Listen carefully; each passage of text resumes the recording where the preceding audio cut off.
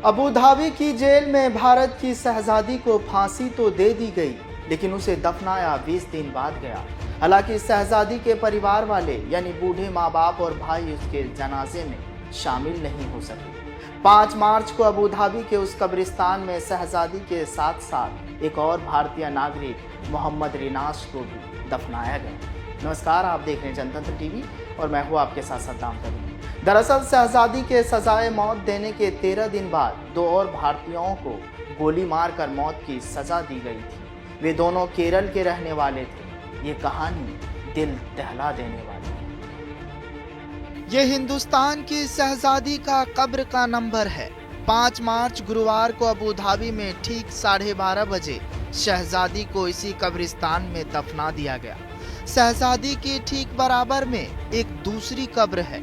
शहजादी के साथ ठीक उसी समय हिंदुस्तान के रहने वाले मोहम्मद रिनाश को दफना दिया गया। उसी कब्रिस्तान में शहजादी और मोहम्मद रिनाश के अलावा एक तीसरे भारतीय मुरलीधरन को भी रिनाश के साथ साथ 28 फरवरी को मौत की सजा दी गई थी, लेकिन मुरलीधरन के परिवार से कोई भी अबू धाबी नहीं पहुंचा। इसीलिए अभी तक मुरलीधरन का अंतिम संस्कार नहीं किया जा सका। शहजादी के घर से भी जनाजे में हिस्सा लेने के लिए यूपी के बांदा से कोई भी अबू धाबी नहीं पहुंचा था। अबू धाबी के अधिकारियों ने ये पहले ही कह दिया था कि शहजादी की लाश 5 मार्च तक मुर्दा घर में रहेगी। इसके बाद अगर परिवार का कोई शख्स नहीं आता है तो उसे भी दफना दिया जाएगा। शहजादी के वालिद शब्बीर खान और उनकी बीवी इतने कम वक्त में अबू धाबी के सफर का इंतजाम नहीं कर पाए थे। 5 मार्च की मियाद बीतते ही 6 मार्च की सुबह अबू धाबी से शब्बीर खान के पास एक फोन आता है। शायद ये फोन यूएई में मौजूद भारतीय दूतावास से था। इस फोन पर शब्बीर खान को बताया जाता है कि शहजादी को अबू धाबी के लोकल टाइम के मुताबिक दोपहर के ठीक 12:30 बजे दफना दिया जाएगा। आखिरी रस्म में हिस्सा लेने के लिए नाम पूछने पर शहजादी के वालिद अबू धाबी में मौजूद अपने 2 रिश्तेदारों के नाम बताते हैं। शहजादी, मोहम्मद रिनाश और मुरलीधरन तीनों के ही परिवार वालों का कहना है इनकी सजाए मौत रोकने के लिए भारत सरकार समेत किसी ने भी उनकी मदद नहीं की। यहाँ तक कि उन्हें सही जानकारी भी नहीं दी गई। शहजादी की मौत की जानकारी तो उसके घर वालों को दिल्ली हाई कोर्ट से मिली थी। असल में शहजादी, रिनाश और मुरलीधरन तीनों ने एक ही दिन, एक ही तारीख, एक ही दिन, एक ही वक्त यानी 14 फरवरी को अपने अपने घर आखिरी बार फोन किया था। इसके बाद 15 फरवरी की सुबह शहजादी और 28 फरवरी की सुबह रिनाश और मुरलीधरन को मौत की सजा दे दी गई थी। लेकिन कहानी के उस पार शहजादी की अबू धाबी में दफन की दास्तां। इसके बाद तय वक्त पर अबू धाबी के एक लोकल कब्रिस्तान में 2 कब्रें खोदी जाती है। असल में 15 फरवरी को अबू धाबी में शहजादी को सजाए मौत दिए जाने के ठीक 13 दिन बाद 28 फरवरी को 2 और भारतीय को भी मौत की सजा दी गई थी। ये दोनों केरल के रहने वाले थे। इनमें से एक का नाम मोहम्मद रिनाश और दूसरे का मुरलीधरन था। रिनाश पर एक यूएई नागरिक के कत्ल और मुरलीधरन पर एक भारतीय नागरिक के कत्ल का इल्जाम था। इन दोनों को यूएई के ही अलाइन जेल में 28 फरवरी की सुबह सजाए मौत दे दी गई थी। रिनाश का परिवार जनाजे में शामिल होने के लिए अबू धाबी आ चुका था। इसी के बाद 5 मार्च की दोपहर 12:30 बजे शहजादी और रिनाश के जनाजे की नमाज एक साथ अदा की गई और फिर उन्हें आसपास में ही दफना दिया गया। शहजादी समेत 3 भारतीयों को सजाए मौत।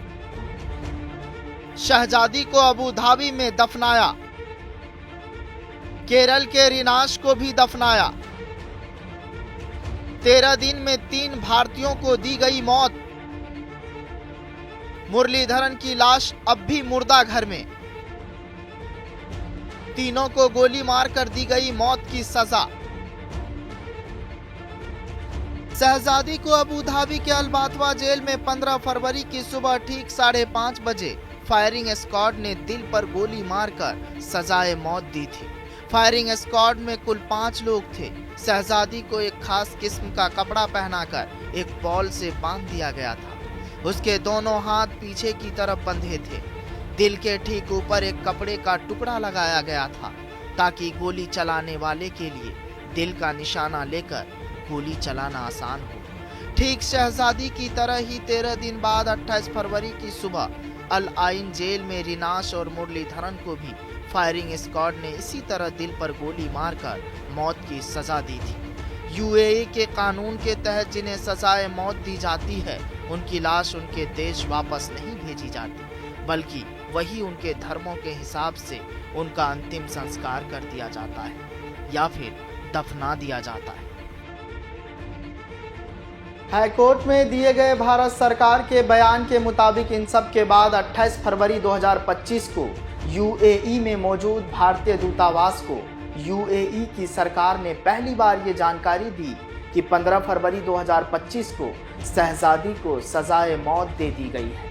भारत सरकार के मुताबिक उसी दिन शहजादी के पिता शब्बीर खान को इसकी जानकारी दे दी गई थी। यूएई की सरकार ने ये भी कहा कि शहजादी का परिवार 5 मार्च तक अबू धाबी पहुंचकर शहजादी की आखिरी रस्म में शिरकत कर सकता है। हालांकि 3 मार्च की रात तक शब्बीर खान दिल्ली में ही थे। अब इतने कम वक्त में यानी 5 मार्च तक की डेडलाइन से पहले वो कैसे अबू धाबी पहुंच पाते, ये बड़ा सवाल है। फिलहाल इस कहानी में आज के लिए बस इतना ही। जनतंत्र टीवी पर खबरों का सिलसिला जारी रहेगा।